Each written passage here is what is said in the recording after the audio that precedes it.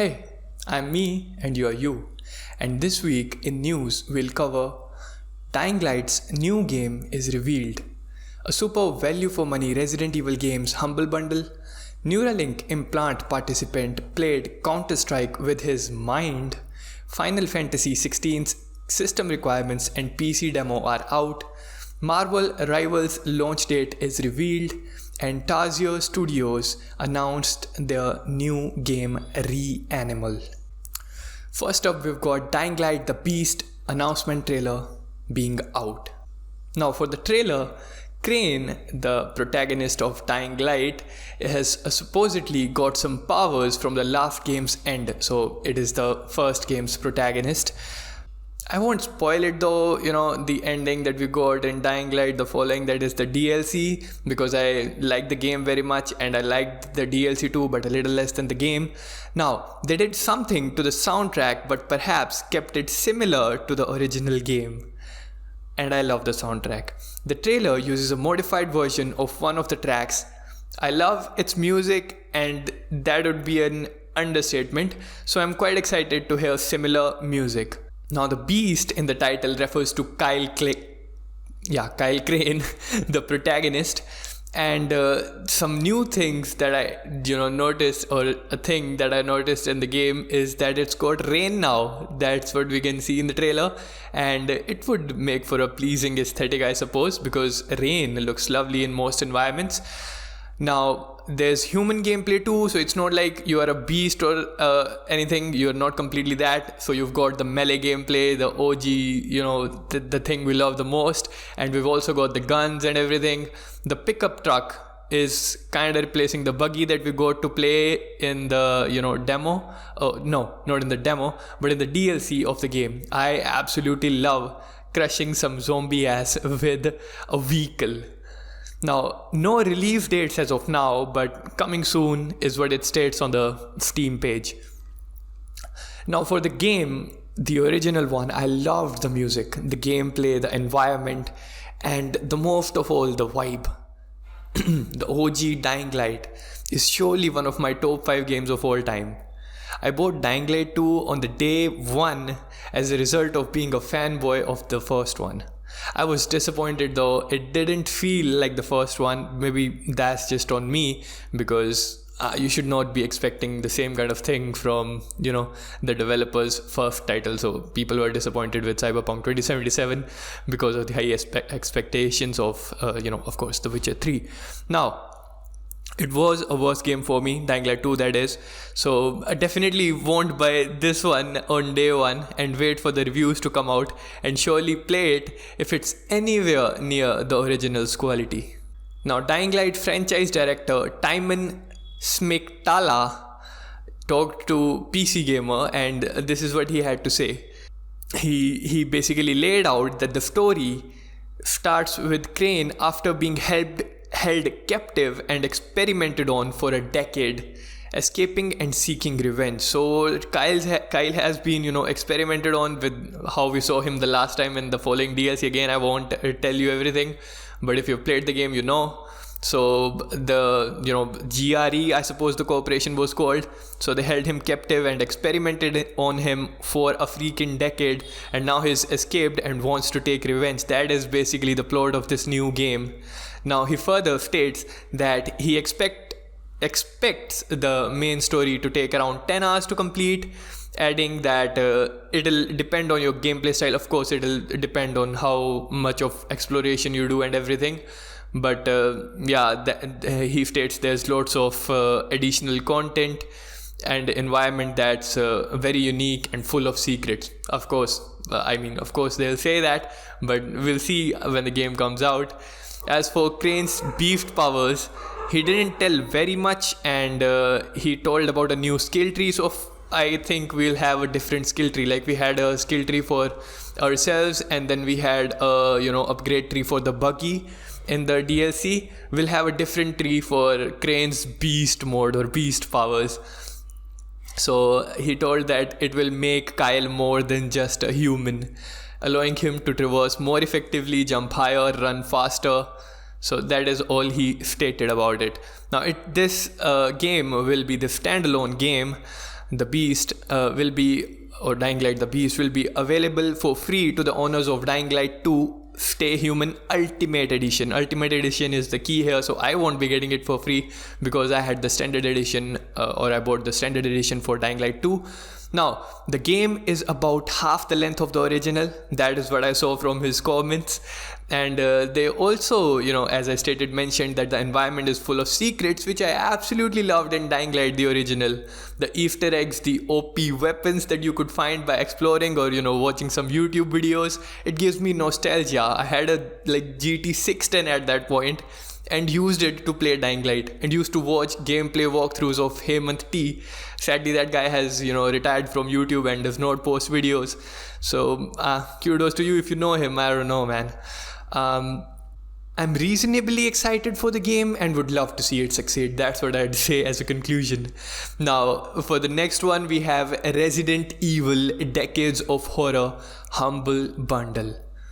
Now, this is a $35 USD with charity, including charity, or $30 without charity if you don't want to do charity. But I'll absolutely recommend you to do some charity for 11 Resident Evil games, bro. Resident Evil 0, 1, 2, the 2 remake, of course, and 3's remake, 4 the original one, not the remake, that's 2 current, and Resident Evil 5, 6, 7, 8, or Village, Revelations 1 and 2. Bro, absolutely everything. That's like every main game. Revelations are sometimes called the spin-offs, but this is absolutely every game for $35 freaking dollars, or $30 if you don't want to do charity. Extremely good value even with the charity at $35. Highly recommend for Resident Evil fans if you don't have all the games and would like to have most of them in a single bundle, and also for the people who want to dive headfirst into the series, because there's got to be a lot of people who have heard about the hype and everything. This bundle is going to be crazy. Now, I also considered the sale price for these games on Steam. The sale prices, when it goes down on sale, on the summer sale or whatever. Now, my total came out to be around INR 4,400. So that's for India. I did not do the USD calculations. I think that's my bad. I don't know. But I guess the value is going to be better because prices are almost every time lower in India. So it's going to be an even better, value there. So if I considered the sale prices on Steam, it was 4,400 Indian rupees. But when we compare it to the $35 price that we do pay to Humble Bundle with doing the charity, it's around 3,000 rupees. So 3,000 rupees versus 4,400 rupees. That is what we'll pay even if we were purchasing it on a sale, which is not going on right now. So it's crazy value. I'm a huge Resident Evil fan myself and highly recommend this bundle. I'm not getting it. I almost have, I have a lot of Resident Evil games.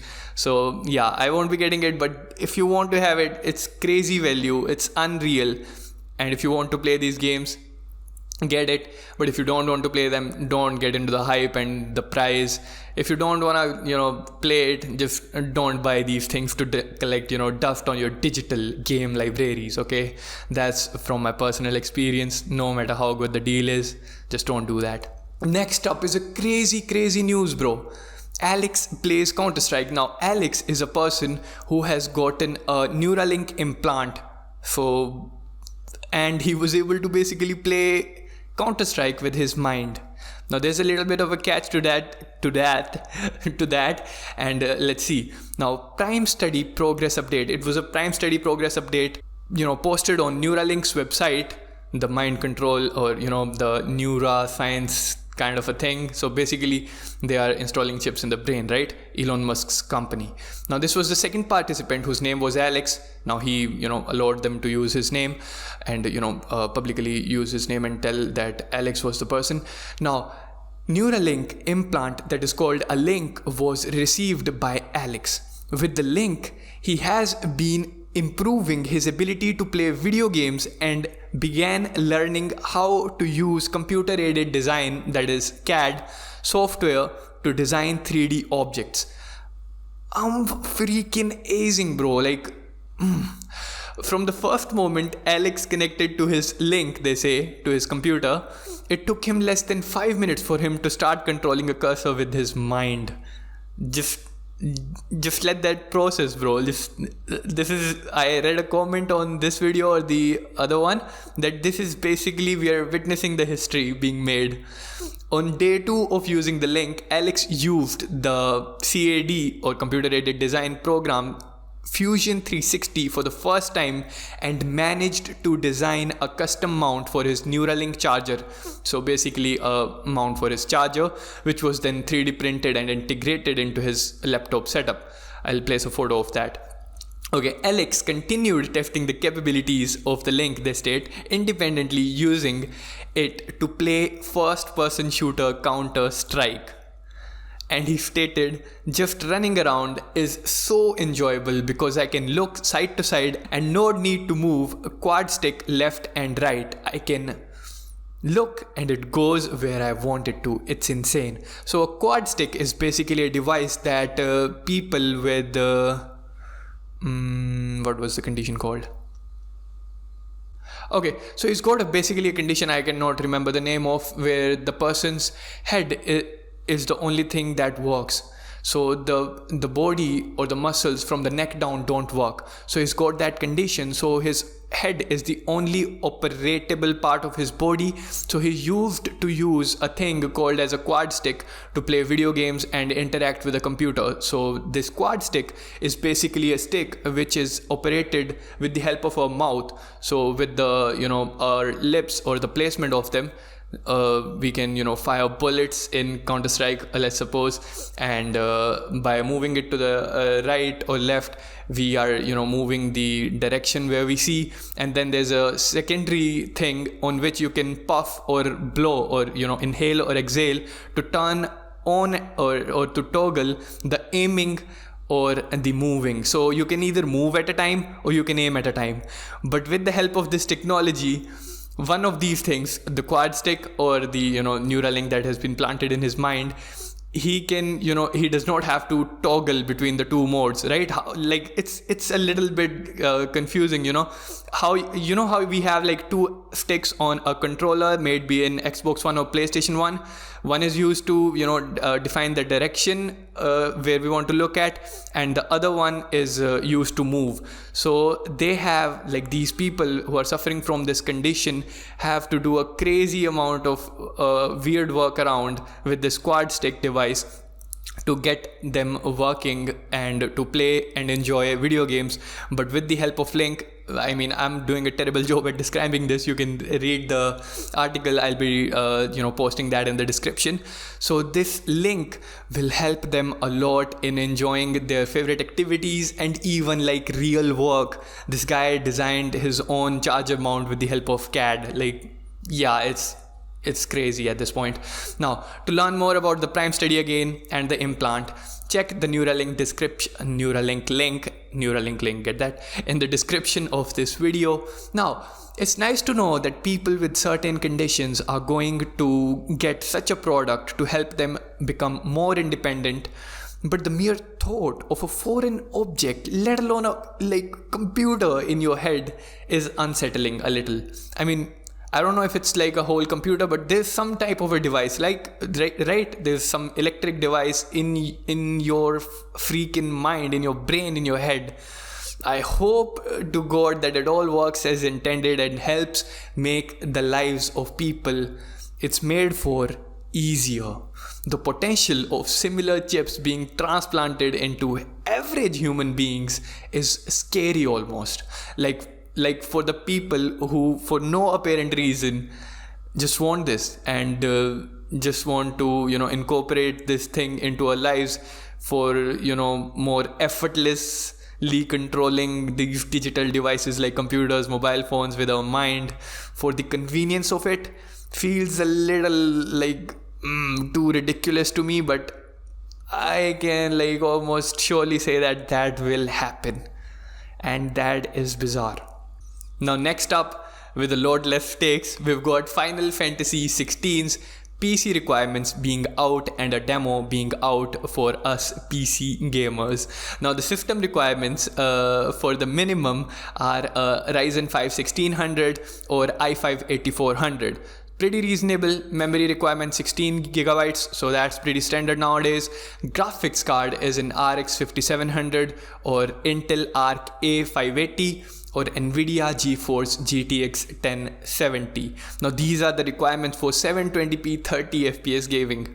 Who would have thought that a 1070 would be doing 720p gaming at one point? But again, yeah, these hardwares downgrade over time or lose their value or whatever the hell. And the recommended requirements are Ryzen 7 5700X or an Intel i7 10700, again with 16 gigabytes of RAM. The graphic card listed for the recommended, which is like 60 FPS on 1080p, are RX 6700 XT and RTX 2080. Now the demo for this game is also out. The release date is 17th September 2024. Now the point about VRAM of 8 GB or above, so yeah, this will be like a standard for Unreal Engine 5 games, I suppose, because it's like so much of processing or so much of things going on at the same time and stuff like that. Now I cannot personally play this game because I have a 1660, which is almost as powerful as a 1070, but 8 gigabytes or more of VRAM is going to be a limiting factor for me. But still, if you're a fan of Final Fantasy 16, you can download the demo and try it out for yourself to see how it works before buying, if it runs all right or not.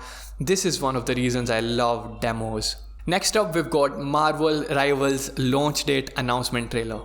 Now, a launch date announcement trailer has been put out by the studio, and the release date is 6th December 2024. Now, this game is going to be a free-to-play hero shooter and a third-person shooter at that. Beta tests will happen before the release, so the link to sign up for a chance to get to play the beta will be in the description. Now, for me personally, Paladins was my first hero shooter and I was quite invested in that. I love it, and it's definitely a game, top 5 games of all time for me. I'm interested to see Marvel's take on it. I haven't sunk my teeth into Overwatch beyond playing a couple of matches, but I like Paladins better for its diverse playstyles brought to the table by the cards and loadout systems. I've registered for the beta program on their website, the Marvel game, Marvel Rivals. I might try it before it releases. If you're a Marvel fan and always wanted to check out a hero shooter but didn't for some reason, I cannot think of a better time to do so. And yes, it's free to play, so no bills attached, releasing again on 6th December 2024. Next up, last but not the least, Reanimal Announcement trailer from TARSIER Studios, the creators of Little Nightmare 1 and 2.